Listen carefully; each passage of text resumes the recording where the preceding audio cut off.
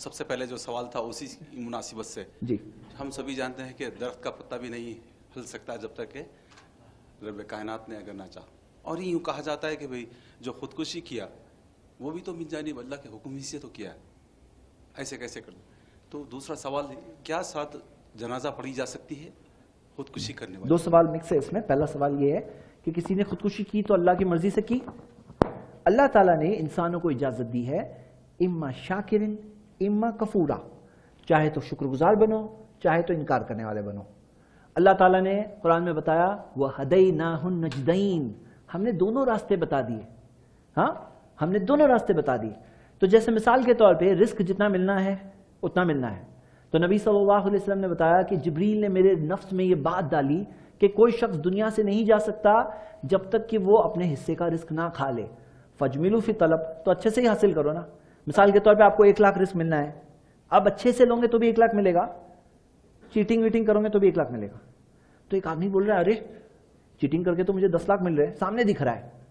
ہاں تو میں 10 لاکھ لوں، حلال طریقے سے آؤں گا تو 1 لاکھ ملے گا، چیٹنگ کروں گا تو 10 لاکھ ملیں گے. لیکن رزق کیا ہے؟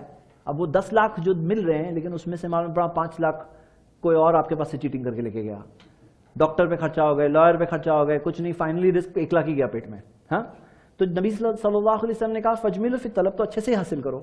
اسی طرح موت کا وقت فکس ہے، جب مرنا ہے تبھی مریں گے، تو اچھے سے ہی مرو نا بھائی. خودکشی کر کے کیوں مرنے کا ہے؟ مرنا ہے، مرنے موت آئی ہے تو ہی مرو گے، موت نہیں آئی تو نہیں مرو گے، کتنی بھی کوشش کر لو نہیں مرو گے. موت آئی ہے تو ہی مرو گے. ہاں تو اچھے سے ہی مرو، مرنا ہی ہے تو اچھے سے مرو، کلمہ پڑھ کے مرو. یہ خودکشی کر کے کیوں مرتے ہو؟ ہاں اور موت نہیں آئی تو نہیں مر سکتے، تو خودکشی کرنا ویسٹ کام ہے. ہاں لیکن کسی نے کیا تو اس نے چوز کیا وہ راستہ، چاہیے لینا یہ لو، اللہ نے چوائس دیا ہے. موت کا وقت تو آگے نہیں بڑھا سکتے، لیکن یہ چیز ہوگی. تو یہ ہم سب کے لیے ایک بیسک سمجھداری ہے جو ہم ایمان کی بنیاد پر الحمدللہ ایک بہت بڑی دولت ہے. یہ دنیا کو دیکھنے کا طریقہ بدل جاتا ہے جب ایمان کی دولت کے ساتھ آدمی وہ چیز سے دیکھتا ہے سب چیز کو.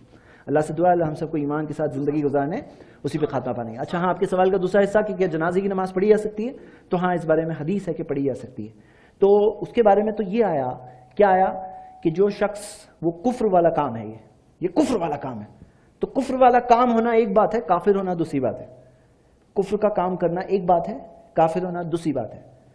یہ چیز کے اندر تکفیر کے تعلق سے کچھ اصول ہے جو علماء نے بتایا ہے. تکفیر کا ٹاپک بہت سے لوگ نہیں سمجھتے ہیں اور تکفیر کرتے ہوئے گھومتے، بہت غلط بات ہے یہ تکفیر.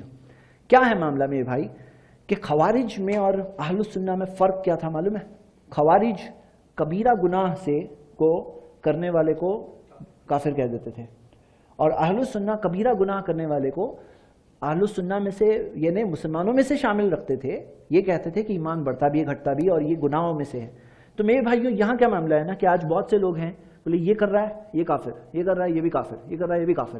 تو اس بارے میں اللہ کے رسول محمد صلی اللہ علیہ وسلم نے ہمیں قاعدہ بتایا کہ من قال لاخیہ یا کافر، کوئی اپنے بھائی کو کہتا ہے یہ کافر تو فہو کا قتل ہی، ایسا ہے اس کا قتل کر دیے. اور ایک اور حدیث میں ہے کہ اگر وہ نہیں ہے تو وہ چیز اسی پہ واپس آئے گی. تو ہم لوگ کیا کریں کہ اس کے اندر نبی صلی اللہ علیہ وسلم کے زمانے سے ہمیں ملتی ہے. ہاں یہ ملتا ہے کہ بہت نیک لوگ آگے بڑھ بڑھ کے اس کی نماز، جنازے کی نماز مت پڑھاؤ. نبی صلی اللہ علیہ وسلم سے ملتا ہے کہ انہوں نے کہا صلو علی صاحبکم، تمہارے ساتھی کی نماز تم لوگ پڑھاؤ.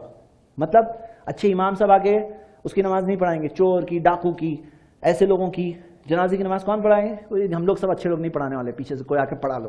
ہاں تو پڑھ سکتے ہیں لیکن پڑھانے والا مین آگے یا اچھے امام صاحب پڑھا رہے ہیں، تقوی والے امام صاحب پڑھا رہے ہیں، ایسا دکھنا نہیں چاہیے تاکہ لوگوں کے لیے ڈسکریجمنٹ ہو. لیکن کوئی تو پڑھے گا، فرض کفایہ تو ہے.